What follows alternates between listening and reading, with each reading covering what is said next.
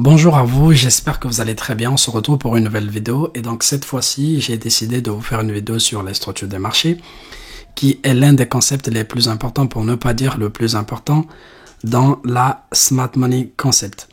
Et donc, avant de passer sur les graphiques pour voir le côté pratique, j'aimerais d'abord commencer sur une définition de la partie théorique afin que je vais passer sur les graphiques et ça vous paraît encore plus clair.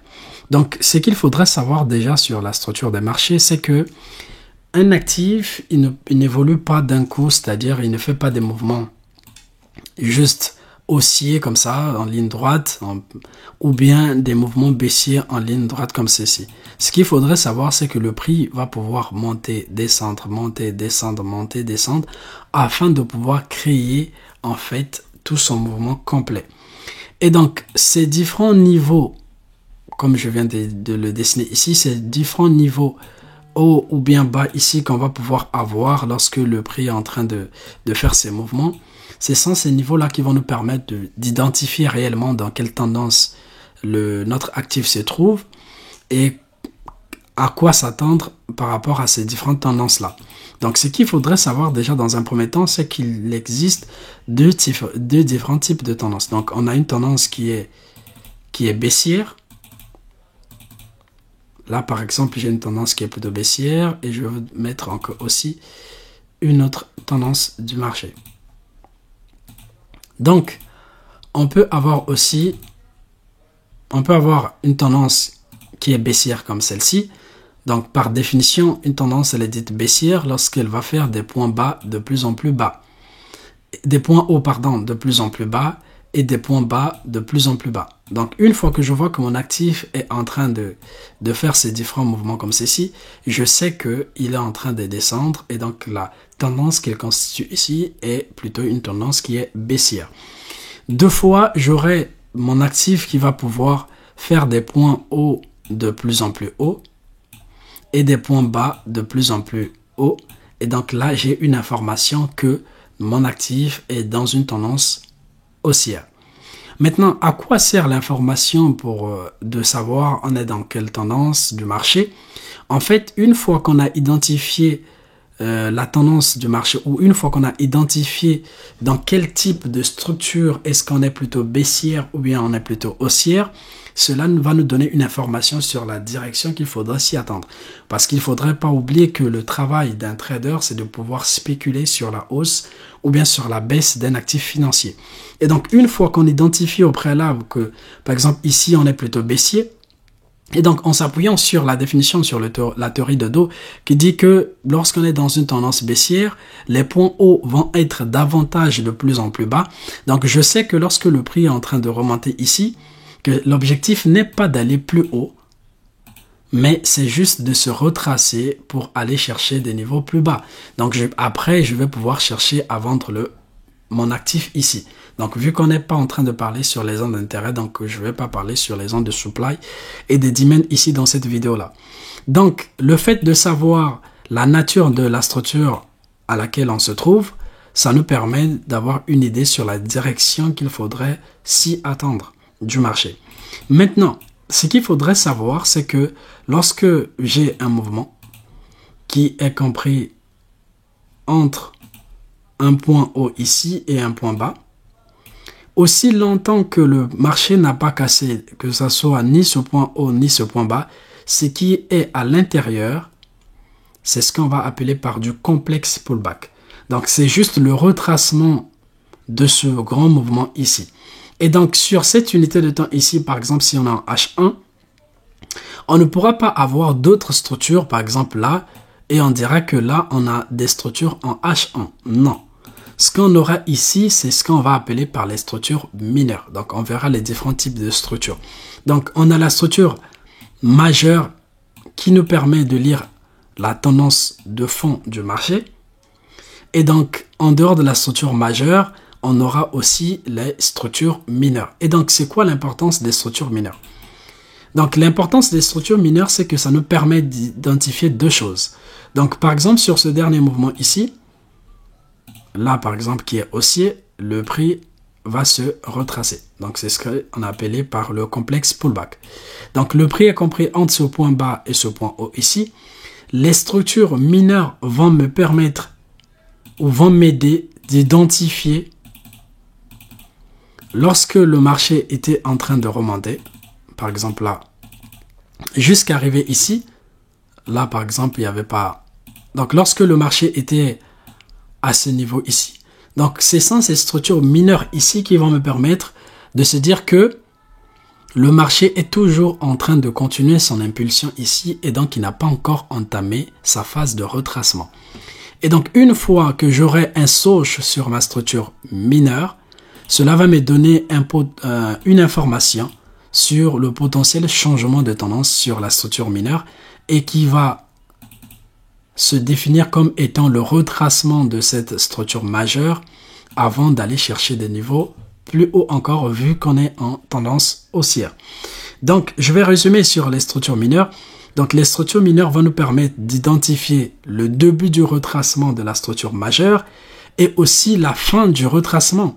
Parce que si vous vous souvenez sur la première vidéo que je vous avais montré, qu'on a fait, la première vidéo que j'ai faite, j'ai parlé sur les Soch et on avait dit que lorsqu'on a le Soch sur la structure mineure ici, ça nous donne aussi une information sur le changement de tendance de la structure mineure qui va se traduire comme étant de la continuation de la structure majeure. Donc, les deux informations que les structures mineures vont me donner, la première, c'est le début du retracement de la structure majeure, ici, avec ce Soch ici, et aussi la fin du retracement de la structure majeure. Donc, j'espère que ce que je viens de dire, théoriquement, vous l'avez compris. Et donc, on va passer sur le côté pratique. On va travailler sur GBP/USD en daily pour identifier les différentes structures. Donc là, on va identifier les différentes structures en daily sur GBP/USD. Donc, on voit que bien que le marché, par exemple ici, était en train de remonter, si on s'appuyait qu'en petite unité de temps, par exemple, en regardant ce mouvement haussier, on peut se dire que le prix, le marché est haussier. Alors que si on augmente l'unité de temps, on voit très bien que le prix était toujours baissier. Donc, les structures majeures nous permettent de comprendre en fait la tendance de fond, l'order flow du marché. Et donc là, on est toujours baissier jusqu'à ce niveau ici. Donc là, on identifie que les points hauts sont toujours de plus en plus bas et des points bas sont de plus en plus bas jusqu'à ce qu'on remarque la cassure de notre dernier point haut ici. Donc là, j'ai la cassure de mon dernier point haut, ce qui me donne une information sur le potentiel changement de tendance. Donc là, j'ai le Soch sur GBP/USD et donc ça me rappelle que le marché ne va plus continuer à aller plus bas, mais il pourra potentiellement repartir à la hausse. Donc l'impulsion de là où part ce mouvement haussier qui a cassé ce point haut ici part de ce point bas ici. Donc j'ai le nouveau point bas qui est maintenant ici, j'ai le point haut, j'ai le point bas ici et j'ai le point haut ici. Je n'ai pas pris ce point bas comme point bas parce qu'on avait dit que lorsqu'on a un point bas ici et qu'on a un point haut, aussi longtemps que un des deux ne s'est pas fait casser, on est toujours dans un complexe pullback. Donc tout ce que le prix va faire entre ce point bas et ce point haut ici va être considéré comme du simple retracement. Donc voilà pourquoi je n'ai pas identifié ce point bas ici comme un point bas daily, mais plutôt celui-là, parce que c'est d'ici que part l'impulsion haussière qui a cassé ce point haut ici. Donc là, on a eu le BES. Maintenant, on va pouvoir s'appuyer sur ce dernier mouvement daily ici afin de voir l'impact des structures mineures comme on vient de le dire avant. Donc, on a dit que on a identifié notre structure majeure qui est comprise entre ce point haut et ce point bas. Et donc, je sais que tout ce qui se passe à l'intérieur n'est que du retracement. Et donc, les structures mineures vont me permettre d'identifier où a commencé le retracement de ma structure majeure et d'où est-ce que ce retracement a pris fin. Donc, si je m'appuie sur mes structures mineures, Si je m'appuie sur mes structures mineures, on aura ceci. Donc ça, c'est mon dernier mouvement daily. Je vais pouvoir identifier les structures H4 en partant de mon dernier mouvement daily. Donc je vais mettre mes structures H4 en bleu. Donc j'ai le low ici, le high ici, le low, le high, le low, le high, le low, high, low, high, low ici, high, low, high. On va s'arrêter ici pour comprendre déjà ce que le marché est en train de faire.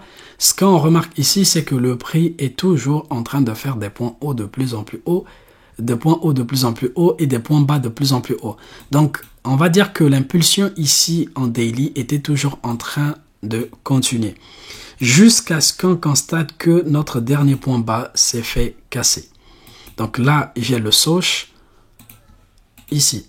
Donc cette cassure ici me donne une information, comme on avait dit que lorsqu'on va casser les structures mineures, ça va nous donner la première information sur le début du retracement de votre structure majeure.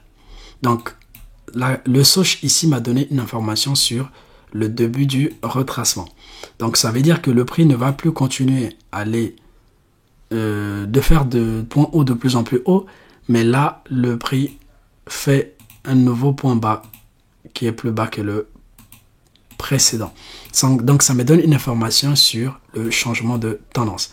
Donc là, jusque là, j'ai identifié ma nouvelle structure en H4.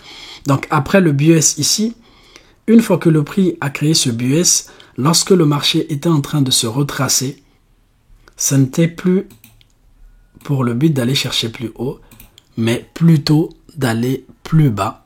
Pourquoi? Parce qu'il vient de faire le Soch. Maintenant, une fois que le marché était en train de continuer avec sa nouvelle tendance qui est plutôt baissière en H4, mon dernier mouvement H4 était ici, donc compris entre ce point haut ici et ce point bas. Donc je sais que ce qui était à l'intérieur jusqu'ici, ce n'était que du retracement. Et donc ici, ce qu'on pouvait s'attendre, c'est que le prix se retrace jusqu'ici au maximum pour aller chercher des niveaux plus bas.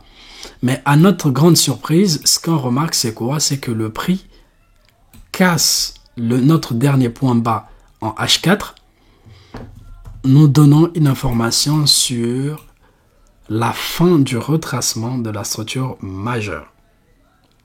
Et donc, après la cassure ici, qui s'est traduite par le Soch, je sais que lorsque le prix va maintenant se retracer, ce n'est pas pour venir casser encore ce point bas ici. Pourquoi? Parce que le prix veut entamer une nouvelle tendance qui est plutôt haussière. Et donc, lorsqu'il va se retracer ici, comme il le fait là, le but, c'est de chercher les différentes zones de demand qui vont permettre à ce que le prix rebondisse afin d'aller chercher plus haut. Donc, la tendance, ce qu'on va remarquer, ce qu'on va garder ici noté, c'est que la tendance, donc la structure mineure m'a permis d'identifier le début du retracement de ma structure daily, qui est ma structure majeure, et aussi la fin du retracement de ma structure majeure. Donc, lorsque le prix s'est retracé ici, ce n'est plus dans le but d'aller chercher plus bas, mais plutôt aller chercher plus haut, parce qu'on a eu le Soch ici. Donc, j'espère que cette vidéo vous a aidé. J'espère que cette vidéo vous a aidé pour mieux comprendre en fait les différentes structures qu'on peut avoir sur les marchés. Donc, on se retrouve pour la prochaine vidéo. Prenez bien soin de vous.